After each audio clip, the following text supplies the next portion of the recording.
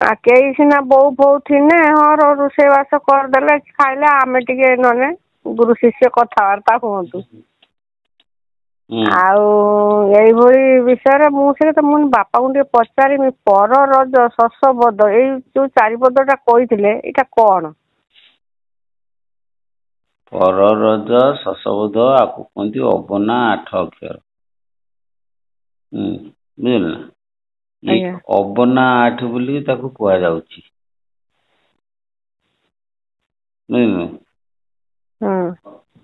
ପର ରଜନା ପରମୁଖ ରଜନାଶା ଶଶ ଚକ୍ଷୁ ବଦ କର୍ଣ୍ଣ। ସେଇଟା ଟିକେ ମତେ ଖାଲି କହିଦିଅନ୍ତୁ ପର କଣଟା କହିଲେ? ପରମୁଖ ମୁଖ ରଜନାଶା ରଜନାଶା ଶଶ ଚକ୍ଷୁ ଶଶ ଚକ୍ଷୁ ଆଉ ବଦ କର୍ଣ୍ଣ। ଚକ୍ଷୁଟା ହେଲା କଣ କହିଲେ? ଶଶ ଆଉ ବଦଟା କର୍ଣ୍ଣ। କର୍ଣ୍ଣ ମୁଖ ନାସା ଚକ୍ଷୁ କର୍ଣ୍ଣ ଏଇ 4 ଜାଗାରେ ଏଇ ଅବନା 8 ଅକ୍ଷର ବସେ। ବଦ ହେଲା କର୍ଣ୍ଣ। କର୍ଣ୍ଣ। ମୁଁ ସେଇଟାକୁ ଆପଣଙ୍କୁ ପଚାରିମି ବୋଲି ବାପା ଆଉ ଗୋଟେ କଥା ପଚାରିମି। ଆମେ ଯୋଉ ବ୍ରହ୍ମରେ ଲୀନ ହଉଛନ୍ତି ସେଟା ଏକ ପ୍ରକାର ମୃତ୍ୟୁର ଲକ୍ଷଣ ନା ହଉଛି ସେଟା ପୁନର୍ଜନ୍ମ ହୁଏ ତାର? ନା ନା ଯିଇଟା ଥବ ମରିଥାଉ ବାପ ମରିବୁ ନାହିଁ। ଗୋଟେ କଥା ହଉଛି ବ୍ରହ୍ମରେ ଲୀନ କଥା କଣ ମା କହୁଛୁ ମୁଁ ବୁଝିପାରୁନି। ବ୍ରହ୍ମରେ ଲୀନ ଆମେ ଯେତେବେଳେ ଇହ ଧାମରୁ ଛାଡିକି ଯାଆନ୍ତି ଯିଏ ହଉଛି ସେଇଭଳି କର୍ମ କରିଥାଏ। ଆଜ୍ଞା ସେଟାକୁ ମୃତ୍ୟୁ କୁହାଯାଏ। ସେଟା ବ୍ରହ୍ମରେ ଲୀନ ନା?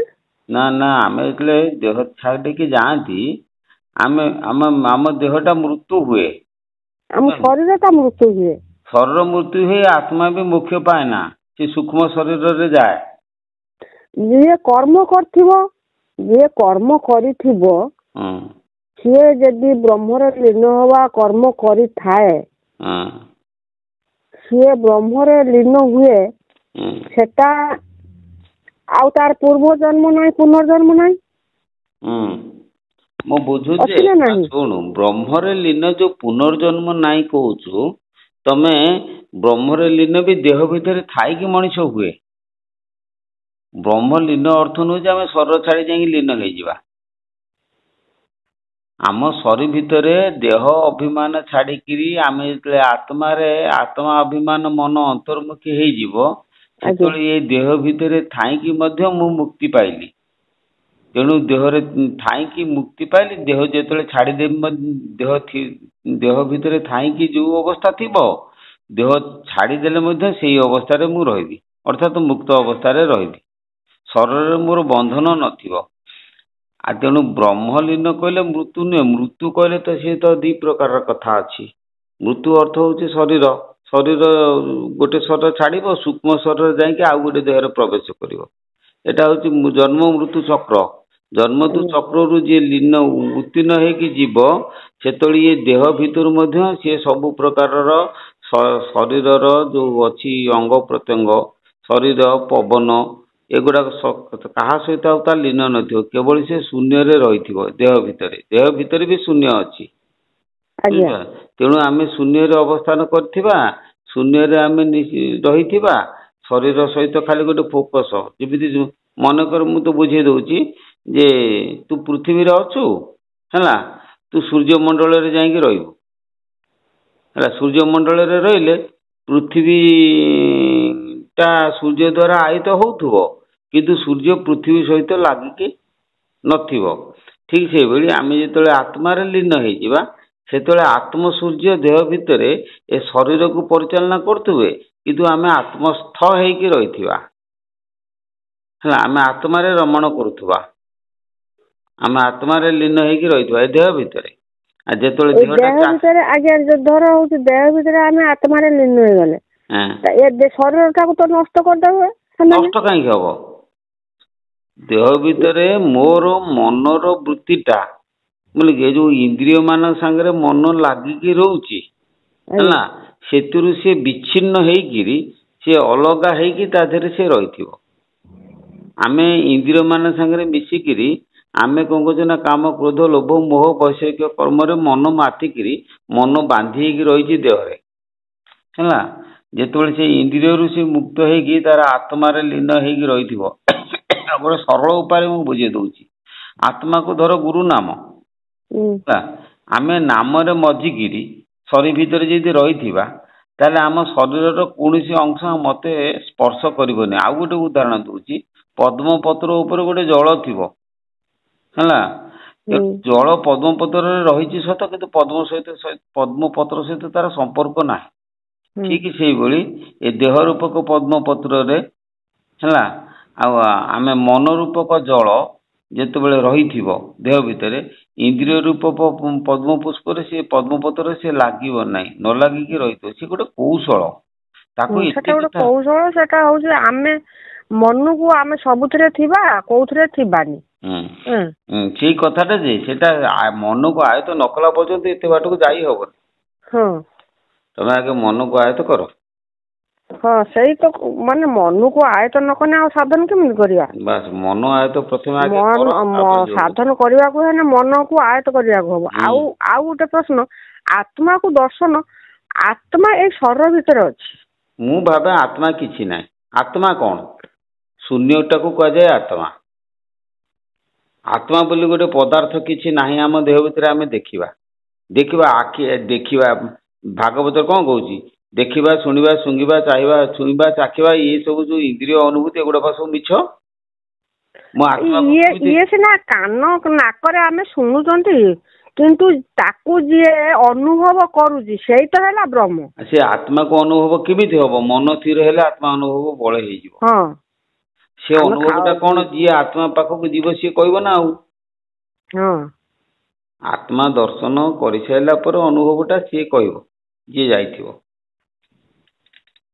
शून्यता कौन दर्शन कि सेटा अनुभव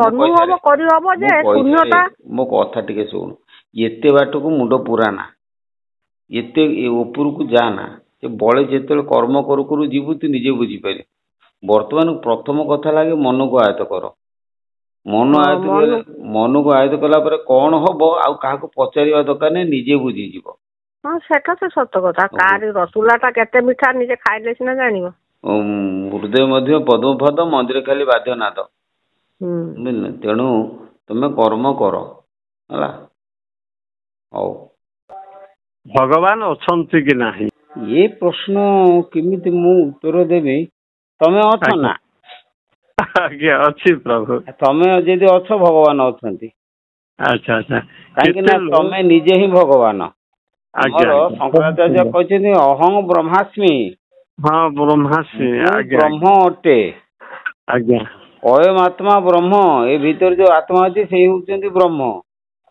ताले नाहंती केमिति तमे अछ माने ब्रह्म अछंती तमे जदि ना ताले ब्रह्म नाही नहीं ठीक ठीक है ठीक है बहुत मु मानि गली जे जने कहउचन मुनि समाज बोली गोटे छाड़ीचन आज्ञा जे से कहउचन इरा बेकार ता माने जन मूर्ति पूजा करूचन ठीक है तापरे मूर्ति पूजा जन करूचन भगवान के जन तामन भोग राग देई करी ताला देई करी माने पले आसुचन माने का ना इरा बेकार रे धंधे होउचन से माने गोटे के से एकता मुनि समाज वाला कहउचन तो हां के अच्छा कहउचन काई की बेकार रे धंधे होउचो ए तो हां आज्ञा आज्ञा शुणु मूर्ति पूजा रे आमे बेकार धंदी होचंती बोली कि से कहउचंती हला कि ये कहउची एक कथा से बा गोटे मूर्ति से तो मूर्ति हां हां आज्ञा से जो कहउची से प्राकृतिक कृत्रिम मूर्ति पूजा को बेकार कहउचंती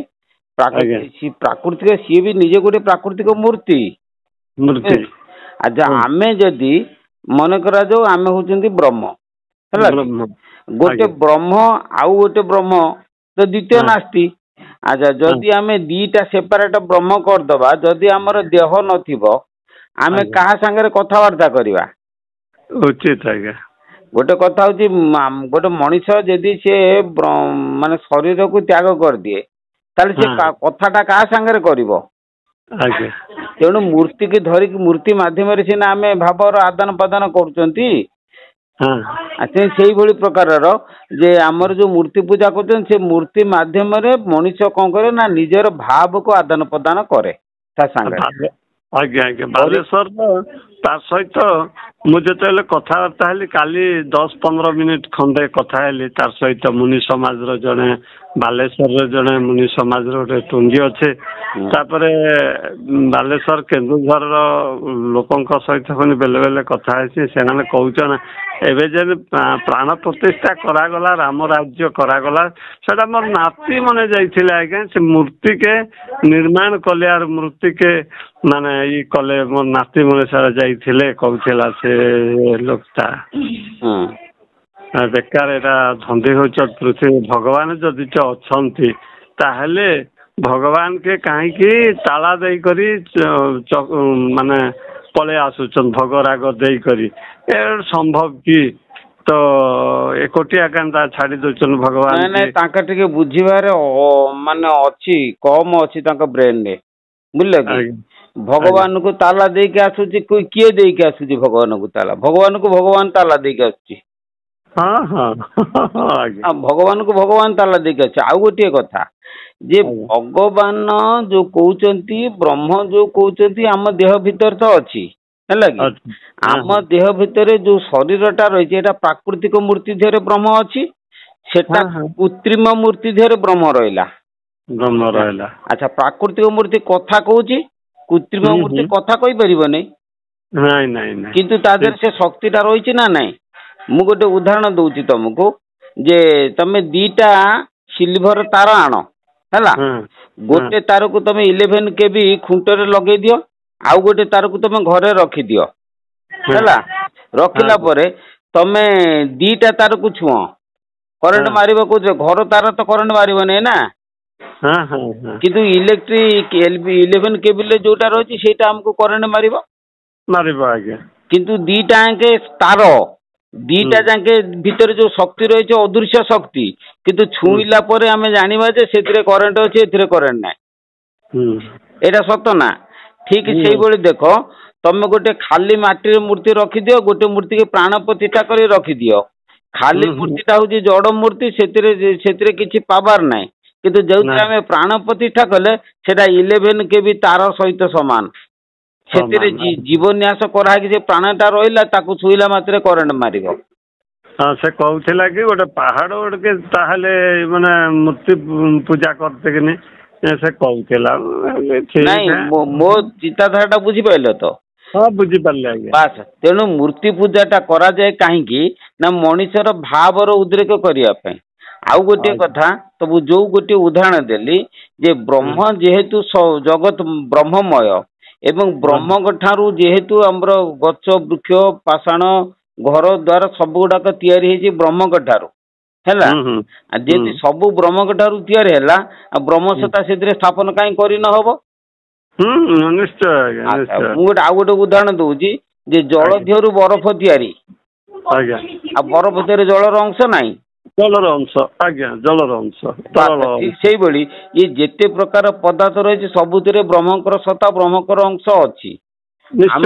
ଆମେ ଯଦି ତାକୁ ଜୀବନ୍ୟାସ କରିକି ପ୍ରାଣ ପ୍ରତିଷ୍ଠା କରିଦେବା ସେ ଗୋଟେ ସ୍ୱତନ୍ତ୍ର ଗୋଟେ ମୂର୍ତ୍ତି ହେଇଯିବ ଏବଂ ସେଇ ଯୋଉ ପ୍ରାଣ ପ୍ରତିଷ୍ଠା କରାଗଲା ସେ ସିନା ମୂର୍ତ୍ତିଟା ହେଲା ଜଡ କିନ୍ତୁ ତା ଦେହରେ ଯୋଉ ସୂକ୍ଷ୍ମ ଶରୀରଟା ଆମେ ବିଦ୍ୟମାନ କଲେ ସେଇଟା ସାକାର ମୂର୍ତ୍ତି ଧାରଣ କରି ସୂକ୍ଷ୍ମରେ ସେଠି ଶକ୍ତିମୟ ମୂର୍ତ୍ତି ରହିଲା ନା ନାଇଁ ତା ଦେହରେ ଆମେ ଗୋଟେ ଜଡ ମୂର୍ତ୍ତି ଦେହରେ ଆମେ ଗୋଟେ ସୂକ୍ଷ୍ମ ଚେତନ ମୂର୍ତ୍ତି ଆମେ ରଖିଛନ୍ତି ତା ଭିତରେ କାହିଁକି ରଖିଛନ୍ତି ନା ଆମେ ତାର ସେବା ପୂଜା କରି ଫଳ ପାଇବା ପାଇଁ।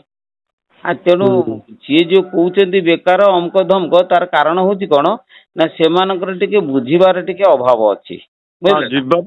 ଜୀବରେ ଦୟା ତାଙ୍କୁ କହି ଆଣିଲେ ଜୀବରେ ଦୟା ନାମରେ ଶରଣ କିନ୍ତୁ ନାମରେ ସିନା ଶରଣ ହେଉଛି ଜୀବରେ ଦୟା ନାହିଁ। ମୁଁ ଯାହା କହିଥିଲି ଆପଣ ତୁମକେ କହିଥିଲି ଆଜ୍ଞା ଯେ ଶୁଣ ରଖ ସେ କଥାଟା ସେ ରଖ ମୁଁ କହିସାରି ଯୋଉ କଥାଟା ପୁରା ଭାବଟା ଆସୁଛି ମୁଁ କହୁଛି ଶୁଣ ଯେ ମୁଁ ପିଲାଦିନେ ମୁଁ ଯାଇଥିଲି ପ୍ରଜାପିତା ବ୍ରହ୍ମା କୁମାରୀ ଭୁବନେଶ୍ୱରକୁ ଯଦି ଯାଇଥିଲି ସେଠି କଣ ହେଲା ନା ଆମେ ତ ମୁଁ 2 ଜଣ ସାଙ୍ଗ ଯାଇଥିଲୁ ଆମେ ତ ଛୋଟ ପିଲା ନା ସେଠୁ ଜଣେ ବୟସ୍କ ଲୋକ ଚାଲି ଆସିକି ସେ ଆମକୁ ବୁଝେଇବା ପାଇଁ ବସିଲେ। ମୁଁ ସେଠୁ ଚିନ୍ତା କଲି, ମୁଁ କହିଲି ଅପାତ୍ରରେ ଦାନ, ଆମେ ତ ତମକୁ ବୁଝିବା ପାଇଁ ପ୍ରଶ୍ନ ପଚାରୁନୁ, ତମେ କଣ ବଳେ ବଳେ ଆସିକି ପହଞ୍ଚିଲ ବୁଝିବା ପାଇଁ। ମନେ ମନେ ଭାବିଲି, ମାନେ ଆଙ୍କର ଉଦ୍ଦେଶ୍ୟ କଣ? ବୋଧେ ଆଙ୍କର ଉଦ୍ଦେଶ୍ୟ ତାଙ୍କ ସଂଘରେ ଆମକୁ ମିଶେଇବେ, ସେଇଟା ତାଙ୍କର କାମନା ଅଛି। ତେଣୁ ସିଏ ଆମକୁ ବୁଝେଇଲେ। ହଉ ଠିକ ଅଛି, ତମେ କଣ ବୁଝେଇବା କଥା ବୁଝାଅ, ଆମେ ଶୁଣିବୁ, ଛୋଟ ପିଲା ଶୁଣିବୁ। ଗୋଟେ ଗଛ ମୂଳକୁ ନେଇଗଲେ, ସେଠି ବୁଝଉ ବୁଝଉ କହିଲେ ଗୀତାରେ କୃଷ୍ଣ ନାମ କୋଉଠି ନାହିଁ, ଆଉ କୃଷ୍ଣ ଉବାଚ କୋଉଠି ନାହିଁ, ସବୁଆଡେ ଅଛି ଭଗବାନ ଉବାଚ, କୃଷ୍ଣ ବୋଲିକି ଶବ୍ଦ ଗୀତାରେ ନାହିଁ। ସେ କଥା କହିଲେ, କିନ୍ତୁ ସିଏ ଜାଣନ୍ତି ନାହିଁ ଯେ ଆମେ ଗୀତା ପଢୁ ବୋଲିକି। ଗୀତାର କହିଚାଲିଲେ। ମୁଁ ସେଠୁ ଚଟ କିଣି ତାଙ୍କୁ କହିଲି, ମୁଁ କହିଲି ଆଜ୍ଞା ଆପଣ ଗୀତା ପଢିଛନ୍ତି ନା? ସେଠୁ ସେ ଆଶ୍ଚର୍ଯ୍ୟ ହେଇଗଲେ। ଆଉ ଆଶ୍ଚର୍ଯ୍ୟ ନିଜକୁ ଅପମାନିତ ବୋଧ କଲେ, ମନେ କଲେ। ମନେ କରିକି ନିଜକୁ ସେ ଯୋଉ କ୍ରୋଧଟାକୁ ସମ୍ଭାଳି କି ମତେ କହିଲେ, ହଉ ହଉ ଠିକ ଅଛି, ପିଲାଟି ହେଲେ ମଧ୍ୟ ବୁଝିବାର ଜାଣିବାର ଅଛି। ଆଚ୍ଛା ତମେ କାହିଁକି ମତେ ପ୍ରଶ୍ନ ପଚାରିଲ କୁହନି? ମୁଁ କହିଲି ନା ନା, ଆପଣ ଗୀତା ପଢି ନାହାନ୍ତି। କାହିଁକି ନା, ଯଦି ପଢିଥାନ୍ତେ ଆପଣ କେମିତି କହୁଛନ୍ତି ଗୀତାରେ କୃଷ୍ଣ ନାମ ନାହିଁ ବୋଲି?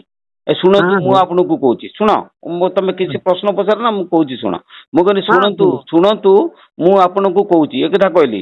ମୁଁ କହିଲି ଚଞ୍ଚଳ ହି ମନଃ କୃଷ୍ଣ ପ୍ରମାଥି ବଳବଦୃଢଂ ତସ୍ୟାହଂ ନିଗ୍ରହଂ ମନ୍ୟେ ବାୟୋରିବ ସୁଦୁଷ୍କରମ୍। ଶ୍ରୀମଦ୍ ଭଗବଦ୍ ଗୀତା 6ଠ ଅଧ୍ୟାୟ 34 ଶ୍ଲୋକ। ସେଉଠୁ ମୁଁ କହିଲି ଏଠି ଯୋଉ ଚଞ୍ଚଳ ହିଁ ମନ କୃଷ୍ଣ, କୃଷ୍ଣ ଶବ୍ଦଟା ଏ ଶ୍ଲୋକରେ ଅଛି ନା ନାହିଁ? ସେଉଠୁ ସିଏ ତ ଅନେଇଛନ୍ତି ଭାଗ ଭାଗ। ମୁଁ ସେଠୁ କଣ କଲି ନା, ସେ ପିଲାକୁ ଏଇ ଚାଲ ପଳେଇବା ଆମେ ଏଠୁ। ଅର୍ଥାତ୍ ଯୋଉ ଲୋକର ଅହଙ୍କାର ଅଛି, ଯୋଉ ଲୋକର ଆତ୍ମବଡ଼ିମା ଅଛି, ସେ ଲୋକ ଆମକୁ କଣ ବୁଝେଇବ? ସେ ଲୋକ ବୁଝେଇ ପାରିବନି, ଚାଲ ଆମେ ପଳେଇବା। ସେଇଭଳି ପ୍ରକାରର ବହୁତ ଲୋକ ଅଛନ୍ତି, ନିଜର ଆତ୍ମବଡ଼ିମା ଅହଙ୍କାର କରିକିରି ସିଏ ଭାବୁଛନ୍ତି ଆମେ ସବୁ ଜାଣିଛୁ, ମୂର୍ତ୍ତି ପୂଜା ଠିକ ନୁହେଁ, ଆମେ ଯାହା କହୁଛୁ ସବୁ ଠିକ। ବୁଝିଲ କି? ତାର ଗୋଟେ କଥା ମୁଁ କହୁଛି କଣ ଯେ, ମୁଁ କହୁଛି ପ୍ରକୃତେ ହି କ୍ରିୟମାଣାନି ଗୁଣୈ କର୍ମାଣି ସର୍ବଶଃ ଅହଙ୍କାର ବିମୂଢାତ୍ମା କର୍ତ୍ତାହମିତି ମନ୍ୟତେ। ବୁଝିପାରିଲେ କି? ତେଣୁ ଅହଙ୍କାରେ ମୂଢ ନର ସିନା କର୍ମ ନ କରି ବିଚାରେ କରୁଛି ନିଜେ, ଅହଙ୍କାର ନାଶେ କଲେ ସୁଧା କର୍ମ କରୁନାହିଁ ବୋଲି ବୁଝେ ସହଜେ।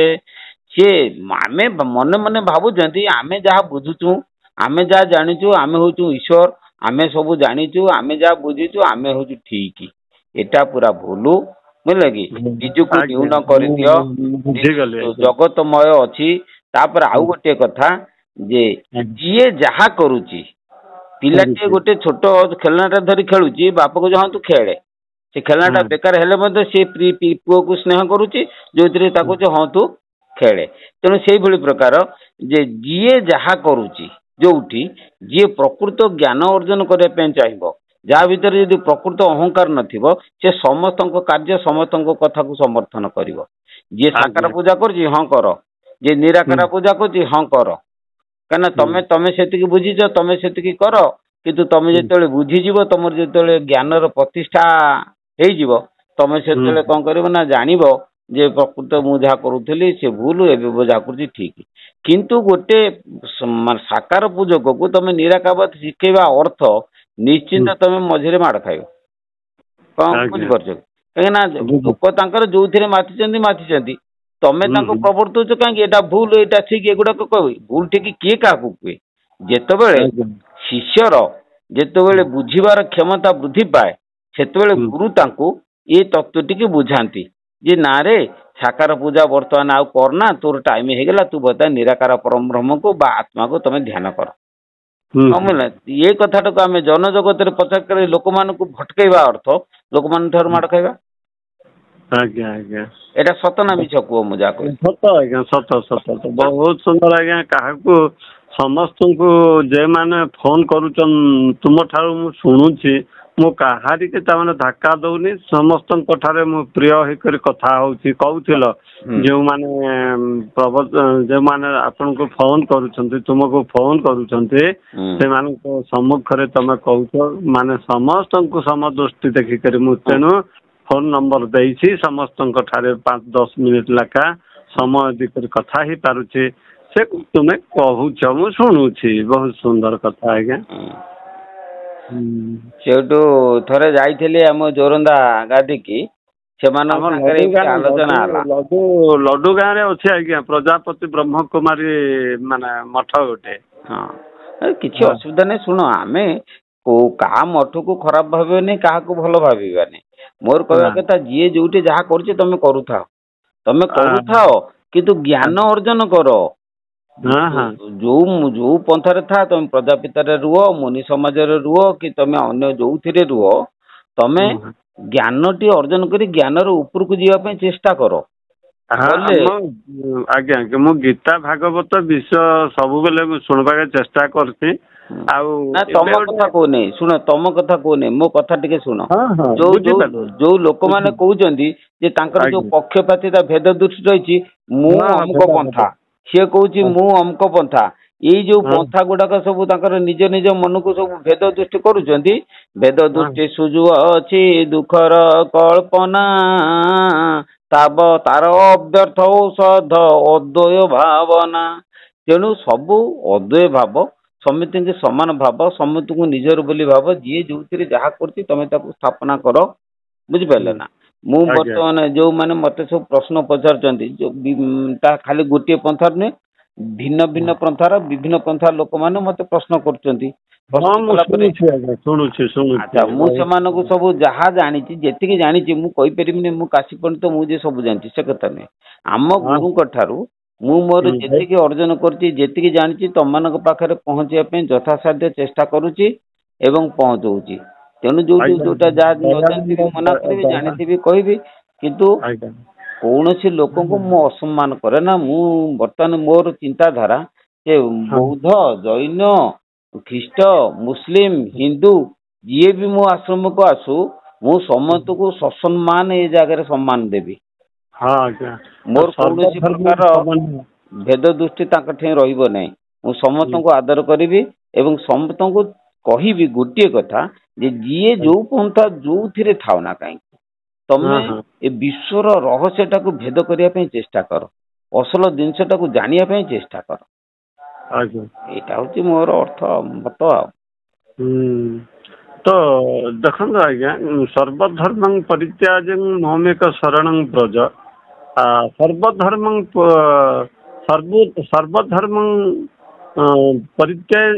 ତ୍ୟାଗ କରି ମତେ ହିଁ ଭଜ। ମୁଁ କହୁଛି ଶୁଣ କେମିତି ସର୍ବଧର୍ମାନ ପରିତ୍ୟଜ୍ୟ ମାମେକଂ ଶରଣଂ ବ୍ରଜ ଅହଂ ତ୍ୱା ସର୍ବ ପାପେଭ୍ୟୋ ମୁଖୋ ଈଶାମି ମା ସୁତ। ଶ୍ରୀମଦ୍ ଭଗବତ ଗୀତା ଅଷ୍ଟାଦଶ ଅଧ୍ୟାୟ 66 ଶ୍ଲୋକ। ସର୍ବଧର୍ମ ତ୍ୟଜି ନିୟତୁ ଏକା ଶରଣ ମୋର ରେ ଏକା ଶରଣ ମୋର ମୁହିଁ ସର୍ବ ପାପୁ ତାରିବି ତୋତେ ଦୁଃଖ ନ କର। ତାର ଅର୍ଥଟା କଣ ଶୁଣ। ତମେ କହୁଛ ଠିକ ବୁଝୁଛ ଭିତରେ ତମର ମନ ରହୁଛି ଭଲ କଥା ମତେ ଭଲ ଲାଗୁଛି ଯେ ଗୋଟେ କଥା ହଉଛି ଯେ ସବୁ ଧର୍ମ ଛାଡିକିରି ମୋର ଶରଣ ନେଲେ। ସବୁ ଧର୍ମ ମାନେ କୋଉ ଧର୍ମ? ଧର୍ମ ତ ଏକ ସନାତନ ଧର୍ମ। ପୁଣି ପ୍ରଭୁ କେମିତି କହିଲେ ସବୁ ଧର୍ମ ଛାଡିକି? ତା ମାନେ ସନାତନ ଧର୍ମ ଛାଡିକି ଅନ୍ୟ କିଛି ଧର୍ମ ଅଛି ବୁଝିଲେ କି? ତାହେଲେ ବିଶ୍ୱରେ ଯୋଉ ବିଭିନ୍ନତା ଅଛି ଯୋଉ ଭିନ୍ନତା ଅଛି ଗଛ ବୃକ୍ଷ ତରୁ ଲତା ପ୍ରାଣୀ ପ୍ରାଶଣ ସବୁ ଯେତେ ସତ୍ତା ଅଛି ସମସ୍ତଙ୍କର ଗୋଟେ ସ୍ୱ ସ୍ୱ ଧର୍ମ ଅଛି।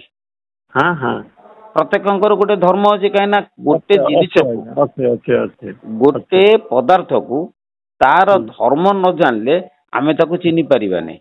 ପ୍ରତ୍ୟେକ ପଦାର୍ଥ ତା ସ୍ୱ ସ୍ୱ ଧର୍ମ ଦ୍ଵାରା ନିଜକୁ ପ୍ରକାଶ କରନ୍ତି ହେଲା କି? ଠିକ ସେଇଭଳି ଆମ ଶରୀର ଭିତରେ ଯୋଉ ଚକ୍ଷୁ ମୁଖ ନାସା କର୍ଣ୍ଣ ଜିହ୍ବା ଚର୍ମ ଏଗୁଡାକ ସବୁ 5ଟି ଜ୍ଞାନ ଇନ୍ଦ୍ରିୟ। ଏଇ ଇନ୍ଦ୍ରିୟ ଗୁଡିକ ତାର ଧର୍ମ ସିଏ ପ୍ରକାଶ କରୁଛନ୍ତି। ବୁଝିପାରିଲେ?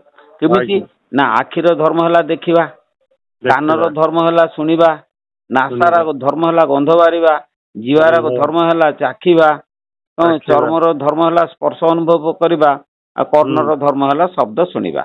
ଏଇ ଯୋଉ ଇନ୍ଦ୍ରିୟ ମାନେ ତାଙ୍କ ଧର୍ମ ଅଛି ଯେ ଭଗବାନ କହୁଛନ୍ତି ଏଇ ଧର୍ମ ଗୁଡିକୁ ସବୁ ଛାଡିଦେ।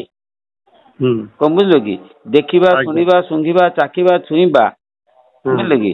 ଏଇ ଯୋଉ 5ଟା ଜ୍ଞାନ ଇନ୍ଦ୍ରିୟ ଧର୍ମ, ଏଇ ଧର୍ମକୁ ତୁ ତ୍ୟାଗ କର। କାହିଁକିନା ଏ ଯଦି ତୁ ପ୍ରକୃତ ତ୍ୟାଗ ନ କରିପାରିବୁ, ମୋ ସତ୍ତା, ମୋ ଅସ୍ତିତ୍ୱ ତୁ ଅନୁଭବ କରିପାରିବୁ ନାହିଁ। ତେଣୁ ଏଇ ଇନ୍ଦ୍ରିୟ ଧର୍ମକୁ ଛାଡିକିରି ମୋର ଶରଣ ନେ। ମୋ ଶରଣ ନେଲେ ମୁଁ ତତେ ସମସ୍ତ ପାପରୁ କରିଦେବି। ତୁ ଯେତେ ଯାହା ପାପ କରିଛୁ ସବୁ ପାପରୁ ମୁଁ ତତେ ମୁକ୍ତ କରିଦେବି। କଣ ବୁଝିପାରିଲେ ନା? ଏଇଟା ହଉଛି ସେ ଶ୍ଲୋକର ଅର୍ଥ। ଆଉ ଗୋଟେ ଅର୍ଥ, ସବୁ ଇନ୍ଦ୍ରିୟ ଧର୍ମ ଛାଡିକି ଆତ୍ମା ଧର୍ମକୁ ତୁ ଗ୍ରହଣ କର। ଆତ୍ମା ଧର୍ମ କଣ? ଆତ୍ମା ଧର୍ମଟା ହଉଛି ସନାତନ ଧର୍ମ, ହେଲା କି? ଆଚ୍ଛା, ମଣିଷର ସ୍ୱଧର୍ମ କଣ? ନା ମଣିଷର ସ୍ୱଧର୍ମ ହଉଛି ନିଶ୍ୱାସ ମାରିବା। ଏଇଟା ହଉଛି ତମର ଧର୍ମ। ତମେ ଯଦି ନିଶ୍ୱାସ ନ ମାରିବ ତମେ ବଞ୍ଚି ପାରିବନି। ନିଶ୍ୱାସ ପଶିଛି, ଜନ୍ମ ହେଇଛି, ନିଶ୍ୱାସ ବାହାରିଗଲେ ମରିଯିବ। ନିଶ୍ୱାସରେ ଯୋଉ ଯିବା ଆସିବା ଧର୍ମ ତମର ଚାଲିଛି ତମ ଦେହ ଭିତରେ, ୟାକୁ କୁହନ୍ତି ଆତ୍ମଧର୍ମ, ହେଲା କି? ନିଶ୍ୱାସ ଧର୍ମକୁ ଆତ୍ମଧର୍ମ। ତେଣୁ ପରୋକ୍ଷ ଭାବରେ ଯଦି ଆମେ ସେ ଶ୍ଲୋକଟିକୁ ବୁଝିବା ଯେ ଇନ୍ଦ୍ରିୟ ଧର୍ମ ଛାଡିକିରି ଶ୍ୱାସ ପ୍ରଶ୍ୱାସରେ ମନୋନିବେଶ କର। ତେଣୁ ମୋର ଅନ୍ତର ତୁ ମୁଁ ପାଇବୁ, ଜୀବ ପରମପୁର ସନ୍ଧାନ ପାଇବୁ। ଏଟା ହଉଛି ଭିତରି କଥା, ବୁଝିଲ? ଆଚ୍ଛା, ଗୋଟେ କଥା ସନ୍ଧ୍ୟା କରିବି, ଟାଇମ ହେଇଗଲାଣି। ସନ୍ଧ୍ୟା କରିବେ ଯେ କଟକରେ ମାହାଙ୍ଗା ବୋଲି ଗୋଟେ ଗାଁରେ, ମାନେ ବଗାର ଗାଁରେ, ଆପଣ ଭୁବନେଶ୍ୱର କଟକ ତ ଜାଣିଥିବେ, ତ ମୁଁ ତାଙ୍କ ଠାରୁ କିଛି ଶୁଣିଛି, ତାଙ୍କର ଶିଷ୍ୟ ମାନଙ୍କ ଠାରୁ, ଯେ ପ୍ରକୃତ ସେ ଜନ୍ମ ଗ୍ରହଣ କରିଥିଲେ କେଶବ ଠାକୁର ବୋଲିକରି ସେ ଜନ୍ମ ଗ୍ରହଣ କରିଥିଲେ। ଏ କଥା ଆପଣ କେତେ ଦୂର ଜାଣିଥିବେ? ଆଜ୍ଞା, ବିଷୟରେ ଜାଣିନି, କହିପାରିବିନି। ଜନ୍ମଗ୍ରହଣ କରିଥିବେ ଆଉ କଣ, କେତେ ମହାପୁରୁଷ ଜୟଦେବ ଯେନ୍ ଲେଖା ଲେଖିଛନ୍, ସେ ତେଣୁକରି ସେ ଲେଖିଥିଲେ କେଶବ ଧୃତ ନର ଶରୀର ଜୟ ଜଗଦୀଶ ହରେ ବୋଲିକରି ଜୟଦେବ ଯେନ୍ ଲେଖିଛନ୍ 10 ଅବତାର, ସେଇ ଅବତାରରେ ସେ ଜନ୍ମ ଗ୍ରହଣ କରିଥିଲେ ବୋଲି ତାଙ୍କର ପୂଜା ଅର୍ଚ୍ଚନା ସଦାବେଳେ ଚାଲିଛି ଆଜ୍ଞା କଟକ ମାହାଙ୍ଗା। ନାଇଁ, ସେଟା ତମେ ଯୋଉ ବୁଝିଲ ଏଗୁଡା ସବୁ ବ୍ୟତିକ୍ରମ ବୁଝିବା। ଗୋଟେ ହଉଛି କେଶବ ଧୃତ ନରହରି ରୂପ। କେଶବ ଧୃତ ତ କେଶବ କାହାକୁ କୁହନ୍ତି? କେଶବ ମଣିଷ, ତାମାନେ ମଣିଷକେ ବୁଝାଇଲେ ପୁଣି ଚଲବା ଆଜ୍ଞା। କେଶବ ବୋଲି ଜଣେ ଜନ୍ମ ଗ୍ରହଣ କରିଥିଲେ ବୋଲି କହୁଛନ୍, ସେଇ କେଶବ କେ କହୁଛନ୍ କି? ଆମେ ଶ୍ରୀକୃଷ୍ଣ ଯେନ୍ ଗୀତା ଭାଗବତରେ ଯେନ୍ କେଶବ ଅଛନ୍ତି, ସେଇ କେଶବ। କେଶବ କହିଲେ, ବୁଝିଲେ କି? କେଶବ କହିଲେ ଭଗବାନ ଶ୍ରୀକୃଷ୍ଣଙ୍କୁ ବୁଝାଏ, ବୁଝିଲେ? କ ଇସବ, ବୁଝିଲେ? କ ଇସବ, କ ମାନେ ଜଳ। ତେଣୁ ଇଏ ସବୁ ଭିତିରି ଅର୍ଥ ସବୁ ଅଛି, ବୁଝିଲେ? କେଶବ କହିଲେ ଯିଏ ଇନ୍ଦ୍ରିୟକୁ ଧାରଣ କରିଛନ୍ତି ତାଙ୍କୁ କେଶବ କୁହନ୍ତି, ଯିଏ ଇନ୍ଦ୍ରିୟକୁ ଚାଳନ କରୁଛନ୍ତି ତାକୁ କେଶବ କୁହନ୍ତି, ବୁଝିପାରିଲେ କି? ତେଣୁ ଜୟଦେବ କେଶବ ଧୂତ କହିଲେ ସାଧାରଣ ହଉଛି ଭଗବାନଙ୍କୁ ସେ ବୁଝଉଛି ମୋଟ ଉପରେ, ହେଲା କି? ତାଙ୍କ କଥା ସେଠି କାହିଁକି ଆଣିବ? ସିଏ ରାମଚନ୍ଦ୍ର ରାମ ଭଣ୍ଡାରୀ ଏକା ହେଇଯିବେ। ଆଉ କିଏ ଗୋଟେ ଜନ୍ମ ହେଲେ ତାଙ୍କ ନାଁ କେଶବ ଦିଆ ହେଲା କି କାହା ନାଁ ରାମ ଦିଆ ହେଲା, ସେଇଟା ଯଦି ଏଇ ଜିନିଷ ବୋଲିକି ଏଗୁଡା ବୁଝିବା ଭୁଲ। କଣ ବୁଝିଲେ? ଏଗୁଡାକ ସବୁ କଣ କହୁନ ଅନ୍ଧବିଶ୍ୱାସ। ମୁଁ ନିଜେ କହିବି, ମୁଁ କହିବି ନା ଯେ ମୁଁ କହିବି ମୁଁ ହଉଛି ନିଜେ ରାମଚନ୍ଦ୍ର। ମୁଁ ପିଲାଦିନରେ ଜନ୍ମ ହେଲି, ମୋ ବାପା ମା ମତେ ରାମ ନାଁ ଦେଲେ, ତେଣୁ ମୁଁ କହିବି ମୁଁ ହଉଛି ରାମଚନ୍ଦ୍ର। ଏଇଟା ଭୁଲ କଥା ନୁହେଁ। ମକରନ୍ଦ ତା ଦେହରୁ, ତା ହସ୍ତରୁ ମକରନ୍ଦ ଝରୁଥିଲା ବୋଲି କରି ତା ଭକ୍ତ ମାନେ ପ୍ରଚାର ପ୍ରସାର କରୁଛନ୍ତି। କଣ କରୁଛି ଅଲଗା କଥା, ଛାଡ, ସେ କଥା ଆମେ କାହା ଉପରେ ଟିପ୍ପଣୀ ଦବା ନାହିଁ। ଝରୁଥିବ, ବୁଝିଲେ କି? ଯେମିତି ସାରଥୀ ବାବାଙ୍କ ପାଦରୁ ମହୁ ଝରୁଥିଲା, ସେମିତି ତାଙ୍କ ହସ୍ତରୁ ଧରୁଥିବ କି ମକରନ୍ଦ ଝରୁଥିବ, ଆମର କିଛି କହିବାର ନାହିଁ। କିନ୍ତୁ ସବୁ ଆମର ବୁଝିବାର ନାହିଁ, ଆମର ତତ୍ତ୍ୱ କଥା ବୁଝିବା କଥା, ହେଲା? ଆମେ ତତ୍ତ୍ୱ ଉପରକୁ ଯିବା। ସିଏ ସବୁ ହଉଛି ବାହ୍ୟ ମତ, ସେଥିରେ ମୁଁ କାହା ମୁଣ୍ଡ ପୁରାଏ ନା, କି ମୁଁ ସେ ବିଷୟରେ ଆଲୋଚନା କରେ ନା। କଣ ବୁଝିପାରିଲେ ନା? ଯଦି କିଛି ସରିମାର୍ଥ ପଚାରିବ କିଛି ଯଦି ଜାଣିଥିବି ବୋଧେ କହିବି କିନ୍ତୁ ସେ ବାହ୍ୟ କଥା ଗୁଡା ମତେ ପଚାରିବନି। ଆଜ୍ଞା ହଉ ହଉ ଆଜ୍ଞା ହଉ ରହିଲି ଆଜ୍ଞା ଆପଣ ନିତ୍ୟ କର୍ମ ପୂଜା ଅର୍ଚ୍ଚନା କରନ୍।